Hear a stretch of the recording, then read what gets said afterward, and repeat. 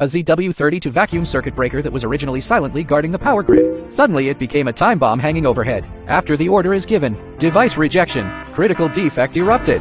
Under normal circumstances, when the mechanism is operating, insulated tie rod drives crank arm. Internal contacts are separated in a vacuum environment. Vacuum, like an invisible shield, can instantly extinguish the arc. But this time, phase B is stuck. Trace back to find out. Its action time has already shifted. We missed the distress signal from the device.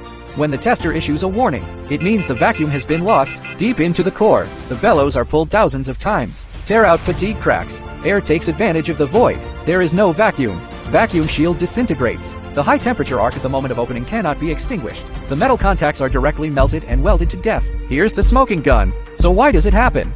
Traceability revealed, bellows fatigue aging is a natural disaster, but the test cycle is seriously exceeded, which is a man-made disaster. Even if the repair is successful, it is also necessary to prevent various hidden dangers. We must strictly adhere to the vacuum measurement cycle. Added opening rebound test. Strict check buffer status. Create the same batch of degradation files. Let every piece of data stand guard. The new device in the morning light is back in place. Critical defects are not terrible. It's scary not to see.